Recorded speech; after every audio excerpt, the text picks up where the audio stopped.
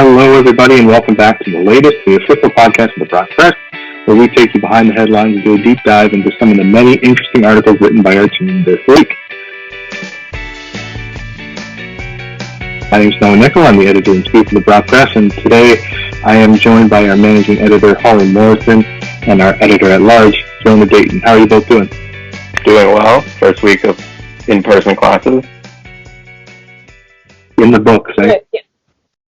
Hitting those books super hard. As me and Jonah both schema, it's been super difficult. All those syllabuses to read.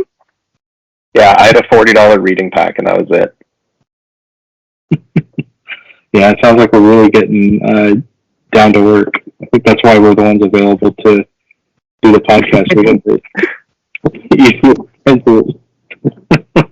Because Poli-Sci is not much different. But we're happy to be back. I think it's all of us are finally been back on campus for some classes. I'm sure all of you have too, and it's weird, but it is definitely nice after 18 long months away. So, with that, though, we have a ton of great articles, a lot of interesting topics for sure to get into. So let's not waste any time. Let's get into it.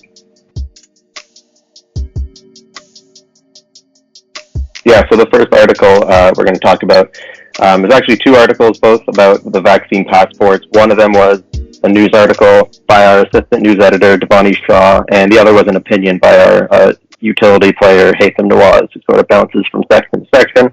Devani's article it's a news article, so it laid out the plan more, went over all the different places in which the vaccine passport will be in effect, like the indoor dining, gyms, sporting events. This one, bathhouses. I didn't know those were still around, but apparently, if you're planning on, going to one of those, you need to show your vaccine passport. But starting on September 22nd, people will need to show proof of vaccination via their government-issued receipt that you got upon your second shot, and then a month later, on October 22nd, the government of Ontario is supposed to have an app ready where you can just upload the receipt and then use a QR code to scan it. So that was Devani's article. Haytham's article, it was an opinion piece, so sums up his opinion on the initiative, and he talks about why he believes that a federally recognized passport is a good idea. He does note that it is a little bit silly to have slightly different provincial passports, and points out all the headaches that could and probably already has caused with domestic travel, especially if you're going from province to province to province, and you need to read the fine print between provincial legislation. So, first question: will the app be ready on October 22nd? Yes or no? And if no, which I'm assuming some of you will say no, set the over/under for the number of days that it will be late by. It's definitely gonna be late. This is the same government that couldn't even create decent stickers that could stick onto the gas pump. Or the license plates that you couldn't see at night. Yep. Those wonderful license plates that don't work for what they're supposed to do half the time. So I cannot see this app coming on time, or if it is, it's not going to work properly. That's almost a given. But how long it will take is that's a different story. Now, when I heard that they were delaying it already to October instead of launching it right away in September, that was an interesting kind of message of defeat. But I'd have to guess it's going to back right up close to 2022 if I had to guess, probably December. Okay, I thought you were going to say November, but I trust your instincts on this one. So I will agree with you and also say, I think, like you said, it's a given it'll be late, but if you say December, I'm inclined to believe it. I think they're going to do the thing where they're when you have a prof who's like, I'll mark your test this week, and then you get to class the next week, and they're like, I'll have it for next week. I think they're going to do that. They're going to be like, it'll be ready by October 22nd, and then October 22nd will come around, and boom, no app. And then they're going to go, okay, well, we'll have it ready by November. And then it won't be ready in November. Like, okay, we'll have it ready by, like, winter. We'll have it ready by, like, Christmas time, because they love to have things ready around Christmas time. And then we'll be like, the new year. And then I think they're just going to hope that we all forget that they said they were going to have an app. It's important to remember government basically shuts down very early in December, which is kind of why I think it's going to be like a last push out the door kind of thing, like the last thing that gets done until, like, when do they come back? Like February? So, yeah, that's my best guess. But yeah, if anyone's worse at meeting deadlines, then Professor is definitely the government, especially this government in particular. There's just so many little errors, which is the funny part. There's bigger things that I disagree with and think are terrible from the Ford government, but how many little, just like stupid mistakes and mishaps they've had is just so funny to me, and this is just ripe for another kind of situation that falls in that same category, I think. Yep, I seem to agree with you, given many years in the TDSB. The provincial government works slow. But I think that is all for the vaccine passports, and I think Noah is going to take us through his feature. So for my feature piece, which is kind of just the name we give some of the bigger articles that we write into generally more important topics, so that's not always the case. I've written a lot of stupid ones over the years, but this is one definitely hits a little bit harder. Talked about the opioid epidemic. It was I was graciously connected with some folks in St. Catharines who are working at this for personal and professional reasons, who are really trying to tackle the opioid crisis here at home as much as they're able to do, if not more than they might have thought they'd be able to do. And they are having an impact because and we need people like that, because this last year has been really devastating for opioid use. Has grown dramatically, and the negative effects of that are known, and they kind of bear that out in the data. We're at hospitalization rates and death rates and reported overdose rates that far exceed the last few years, when it's already been consistently climbing, and really the locking down of things, and the general anxiety and stress and other mental health impacts of the pandemic has clearly had a toll, and it's playing out in the opioid epidemic. So that's kind of what spurred me to write this, especially that mixed with having the opportunity kind of dropped in my lap to speak to some really important and inspirational people who are having a really big local impact on the opioid epidemic. One in particular, his name is Steve Borisenko. His son Jacob passed away over the summer from an accidental overdose, and he's actually working on an app with a team of people that he works with in business, and others who have been reaching out after learning about his project. And so the hope is to develop this app that will notify people of bad batches of illicit drugs, send the alerts that come from Niagara Public Health and EMS and whoever else to notify people of where bad batches of certain drugs are, to try to help avoid accidental overdoses, which is fantastic. And it's supposed to do a whole heap of other things he mentioned, although it's in very early stages of development. So it will be coming when it comes, but right now it's a really great project that they are kind of in the midst of working through. So yeah, it was a great opportunity for sure.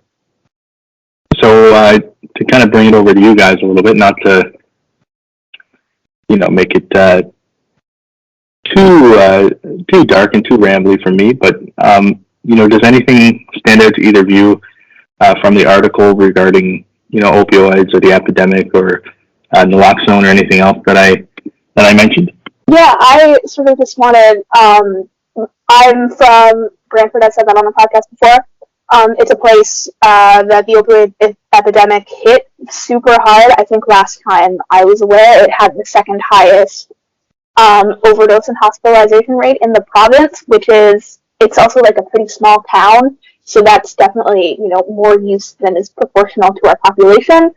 So, I've definitely always been aware of the opioid epidemic, and I'll say one of the things that really stuck out to me about the people that you talked to and the way that you wrote the article was just sort of the compassion and understanding that there was from these people working in this crisis. Because I know when I was in high school, it was very much like, don't do drugs at all.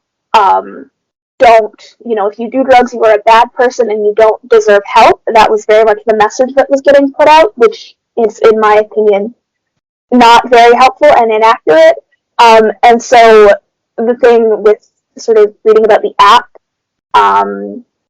the app is meant to help young people do this safely, because it's very hard to tell someone, if someone has those pre-existing, factors in their life that are going to lead to drug use if they're already abusing substances.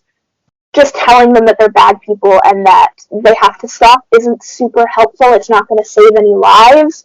So to have an app that, for example, has a large font and simple instructions so that someone who might even be on drugs can read it and understand it, I think that that's so much more just infinitely helpful than, just saying drugs are bad and people who do drugs are bad and we're going to wash our hands of this completely. I think it's so much more important to have people who genuinely care and who want to not just demonize people with substance abuse problems, but to genuinely help them and save lives. So that was my little tangent. Yeah, I thought it was also good, Noah, that you had both sort of ends of the spectrum. You had the pharmacist, Raj, who sort of broke it down in layman's terms for us, and then you also had this guy, Steve, who has about as, close a connection with this crisis as anyone. So I thought it was very good just reading it to get those two sort of points of views. And I think Holly sort of summed up, the gist of it pretty nicely. Yeah, I think it's important to understand the limits and kind of scope of the resources you have available to deal with something like this, and how, even Holly mentioned, how kind of deeply intertwined it can be in someone's, almost like their DNA a little bit, to have kind of dispositions to, addiction and things like that. So it's definitely a larger problem than might have ever been thought of in the past, right? How people have been viewed as criminal, like you mentioned, and kind of cast out, seems to be shifting in the other direction. And so I think it's a better use of resources to understand that it's a wildly complex issue and requires cooperation from the person I'm dealing with. Their addiction and use and abuse of drugs, so it's much easier said than done to really get someone off of those drugs, which I do think is, generally speaking, ideal. But certainly, understanding the limitations of how you can necessarily impact every individual's life, I think it's really important to have things like this that are, promoting safer use of drugs, like opioids, because you really can't, there's just so many factors that make it hard to treat addiction, to support those who are addicts. So really, this seems to me to be the best foot forward, and it's fantastic to see Steve take that initiative to do that, and to really be committed to saving as many lives as he can with his app, which if it's downloaded, it absolutely will. There's no question about it that having that information at your hands is crucial. So I think it's just a matter of when it comes out, the lives it'll save, not it's necessarily its effectiveness. It's clear that this will be widely useful and helpful for those struggling. Yeah, and it's you mentioned the app. And it's not just, if and when it comes out, when it comes out, obviously, it's not just, the opioid epidemic doesn't just hit the people who you think of as, drug users, and, it's not just that image in your head that you have of, a struggling addict who's, on something all the time. It's, we live in a university town, and it's, I think, kind of naive to pretend that students aren't taking drugs recreationally. There are, party drugs. There are people who take party drugs who may, not consider themselves to have a substance use problem, and indeed may not. That's really none of my business. But with the opioid epidemic, so many batches of drugs that, would not otherwise lead to an overdose taken in, the quantities that they're usually taken. So many batches of drugs are being laced with things that are stronger, and so you can take something, or your friend can take something. You can be at a party and you can see someone take something that you don't think is going to lead to an overdose, that very well might, because you don't know what's in it. So having that app, having a naloxone kit on you, you can get them at most pharmacies, I know. I carry one with me all the time. Having one of those is something that can save a life. It's one of those things that you hope you never have to use, but if you do, thank God you had it. So yeah, it can happen to anyone, really.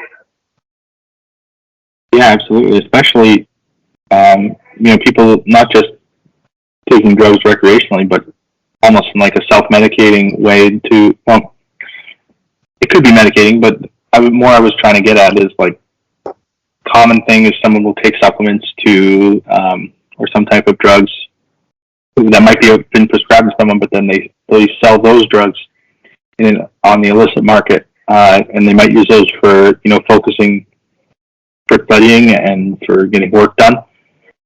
And those drugs themselves are, they have their intended effects, and, people take them unprescribed or not, and it tends to do the job for them. But yeah, Stephen mentioned that in my interview with him, that you never know what that's laced with, and you mentioned it as well, Holly, right? So if you're taking something, you think it's one thing and it's another, or you think it's one amount and it's another amount, and you have a reaction, you overdose, and you don't have a kit nearby, or no one else does, then you will die. And that's what he said, and it's pretty frank, it's pretty dark, but it's true. And I think that's important to consider too, right? We're certainly not superheroes. We're not immune to these things. So definitely much better to be safe than sorry if you're using to any degree. But no, exactly what you were saying about the stuff being laced with, fentanyl and other, anonymous drugs. That's not to sort of connect it to another article we put out this week, but we wrote an article. Alejandro, our arts editor, wrote a piece about Mac Miller, and that's how he died. It was an accidental drug overdose because it was laced with stuff that he wasn't expecting. There's been examples. There's a baseball player, Tyler Skaggs, who exact same thing. There's a lot of prominent, I guess, celebrity deaths that, it's this exact issue. It's the stuff that they don't necessarily know that they're taking that kills them in the end. So I think the piece you wrote, Noah, summed up well, and was a really good way to just sort of kick off, the discussion over it. So the opinion article that I wrote this week that we're going to talk about, it feels a little bit weird to intro my own article. I don't think I've done that yet. But it is a very strong opinion that I have, and I think it's kind of an important opinion, especially, talking about going back to school and, campus culture, what kind of person you want to be here. So I wrote about Barstool Sports, which you may or may not know about. You probably do, even if you don't think you do. They're basically just an online publication brand, kind of. They're a company with a heavy internet focus, I would say. But they've done some controversial stuff. They've done some super misogynistic stuff. They've done some super racist stuff, some super homophobic stuff, some super transphobic stuff, and pretty much everything else that you can think of that is messed up. And so I went in and wrote about, obviously I laid out the controversies, all of the messed up stuff they've done, and sort of just talked about how so many people just shrug it off as just kind of bad jokes, poor taste jokes, how it's just, this is just how guys talk, this is just dude humor. But actually, it's not just a joke and it's not just a flag. They make those Saturdays are for the boys flags. You've definitely seen those around, even if you don't know that they're Barstool. And it's not just a joke, it's something that has, I think, a super negative impact on sort of the culture of college campuses and the culture of being like a 20-something. So I went into that. I don't think I held back at all. There were a couple things I said that I went in later and Noah went in later and we were like, this might be a bit much. But yeah, so I wrote about their whole shtick and how I think it's messed up. So I guess I just wanted to ask you guys, what do you guys think of Barstool and what have your sort of interactions with that company been? Do you know what I'm talking about? Yeah, so it's pretty funny because like I'm their prime targets, right? I'm early 20s, white, like sports, but I've never had extended interactions with them. I think a lot of it's because I don't have Instagram and never have had Instagram, and I feel like that's sort of where they make their living. But like for someone who like me, who is a big sports fan, consumes a lot of sports media, listens to a ton of podcasts, like it is just sort of odd that I've sort of just naturally avoided them, my whole life. But I also intend to keep it that way. I don't follow any of their employees or affiliates on Twitter, which is like the only social media that I do have. So I don't like see them in my feed. I don't like see their things pop up or whatnot. And it seems, I guess, I'm not too familiar with them, but it seems like from the outside looking in, it's like very, very surface level sports fandom. Like they post, the highlights. We'll talk about the very, very, baseline. Do not dive deep very much, which, there's definitely a place for that. And there's definitely, obviously, they have millions of followers, so there's obviously a place for that. But that's just sort of never really been, I guess, the stuff that I'm into. And like Holly was saying, it doesn't really help that the reputation is rightfully bad. And even more so, like Holly mentioned it off the top, and I'm sure he'd agree, like we're both in SPEMA, and like you walk into a SPEMA lecture hall and like 95% of the people, are their followers on paper, at least. I don't know. But so I don't know. It is, I guess I'm pleasantly surprised that I've sort of managed to avoid them my whole life, because it's not the stuff that I'm into at all. I find just sort of the stuff I've seen on the periphery to be a bit obnoxious, and obviously Holly broke it down in her article, and she also included all the links to the controversies, which was good for me because I wasn't too familiar with them, but just hopping around, reading a bit of the hyperlinks that she included. I'm on board. I support her article, and I'm interested to hear what Noah has to say as someone who is not a sports fan, and see what he has to say. So throw it to you. Yeah, I guess I'm the only one who is engaged with their content at all. Definitely not the sports side, as you mentioned. Not a sports fan, but Holly kind of mentioned it in her article. Just kind of the person who just sort of, not subconsciously, but just kind of passively consumed the like the meme content and the short clips. They really have an expertly crafted social media presence. I think that's undeniable. Not to speak to the quality of the company in terms of the stuff that Holly mentioned, which I had never seen. Those links were quite something. It's worth the article just to kind of click through some of those. It's quite absurd.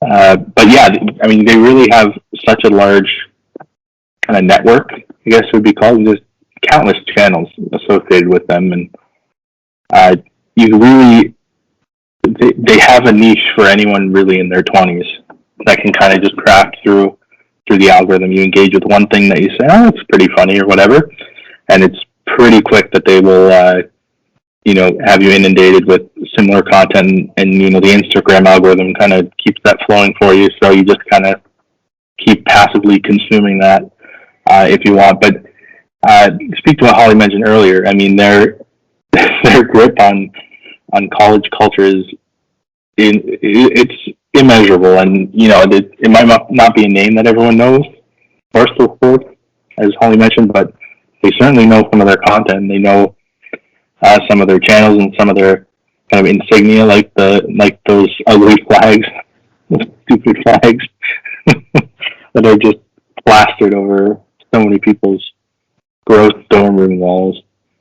I think it's a way bigger deal in the States. I think that's also a big part of it. University, like sports culture in university, like we got 6 people showing up at like Brock soccer games that aren't parents. So versus in the States when you have like 60,000 people, tailgating for the football game. So I think that is also a big part of it. That it is undeniably way bigger in the U.S. Now, but the thing which Holly kind of gets into too is it's not just sports fans who are meatheads jumping through tables and chugging beers. So yeah, Holly mentions that explicitly, that she's not out to condemn people for having a good time. Yeah, I'm not anti-party. I love a video of a guy jumping through a table as much as the next person, but if I see that it was posted by Barstool, that puts a bad taste in my mouth. Right, and I mean, yeah, absolutely, and that's more what I think it is. It's not about less sports heads, which I do think you're right, is probably more states thing, but that's because they're also into a lot of sports gambling and sports betting, which is not a lot of that's legal here in Canada, so it probably has something to do with their sort of targeting of the sports market to the U.S. And yeah, just college sports obviously are just a completely different beast in the U.S. That's undeniable. But culturally, otherwise, I mean, they just are huge, right? And just absolutely undeniable presence. I mean, the people I see whose politics I would say certainly don't line up with Portnoy's or anyone else who's gotten in trouble from that stupid company, and and they share their content willingly and regularly, and favorite it on Instagram. It's so funny. It's really more insidious than you think in terms of the the background stuff, which Holly really enlightened me to. But insidious more is, I don't know if that was the right term. I also meant like just how pervasive. That's more what I meant. How pervasive Barstool is in in universities here in Canada too. It just isn't necessarily that sports focused. Yeah, I also just wanted to sort of rant a little bit. I did see a rumor that Major League Baseball was like negotiating with Barstool to have them broadcast a few games. Like, please do not screw up my favorite sport, please, with these guys commentating their games. I know the commissioner already hates the sport and is kind of a nut, but oh my god, if they do that, I'm going to lose my mind, because no one hates baseball more than the people running it, which is so infuriating. But my god, please do not do that. I'll lose my mind. I agree with you completely. These guys are everywhere. Hockey's my sport. Generally speaking, women's hockey too. They tried so hard. They had a whole thing last February where they were trying to get in on women's hockey while also being rampant misogynists, like unrepentant misogynists. So it just makes me mad. That's a whole rant that I will not get into, just because I could go for hours about them. But yeah, they are, not only are they like terrible, not only are they people who do terrible things, I think inarguably, they've done bad stuff. They've been racist and misogynist and homophobic. Not only that, but I just think they make really bad content. I don't think anyone who works for that company, any of the content I've seen from them, I don't think it's particularly funny. most of the stuff they post on their Instagram is stolen from other people. They'll just see someone else's funny Instagram video and rip it. That was a whole thing that happened, I think it was a couple years ago, where it was, I want to say, like a content creator saw that Barstool had taken their video, downloaded it, and then posted it to their own Twitter page, and then they sued them for intellectual property. And then immediately after that, Barstool took down, I want to say it was like 40,000 Instagram posts of things that presumably they could have gotten sued because it was stolen content.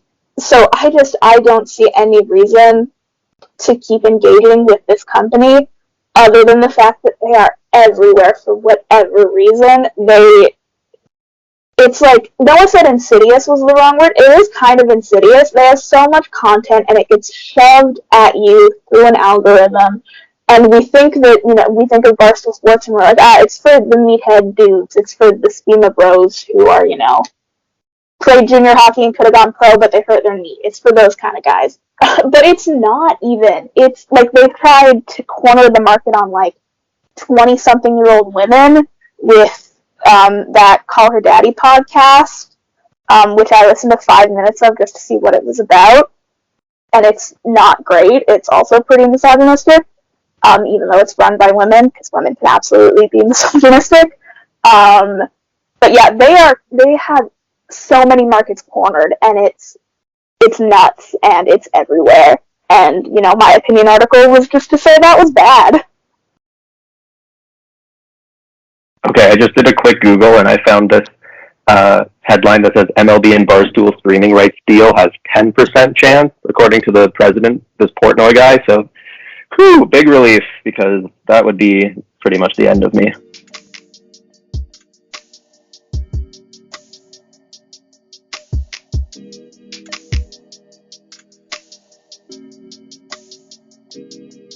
Wanted to sort of reintroduce our sports coverage here at the Brock Press now that fall sports are finally back after a year and a half. So actually, it's been 2 years since fall sports started, because it was September 2019 was when the last season started. So it's been a while, but we are back, and we do plan on extensively covering soccer teams, rugby teams, lacrosse, baseball, softball. So stay tuned for our sports coverage. We hope that COVID won't play too big of a factor, because I know there's already some restrictions on interviews and masks and all that. But we will try our best. So keep on the lookout for that. It will be coming starting next week. Good stuff. And with that, we will wrap up this episode. We had lots of good discussion, lots of a whole spectrum of different topics, that's for sure. So we want to just thank you for tuning into this latest episode, and I wanted to thank Holly and Jonah for joining me to talk about these super interesting topics. And we want to thank you all for listening as well. We really appreciate your continued listenership. Remember that you can find the full articles that we talked about here today and many, many more by going over to our website, www.brockpress.com. You can also find us on Instagram, Twitter, Facebook, and LinkedIn, all at the Brock Press as well. On top of following us on social media, be sure to subscribe to the podcast so you never miss an episode. You can find it on Anchor.fm, Breaker, Google Podcasts, Pocket Cast, Radio Public, and Spotify. Just be sure to look up the latest The Brock Press podcast, and you should find us no problem. You can also find the podcast on our YouTube channel and at our website. With all that said, thanks again, and we'll see you next week for another episode.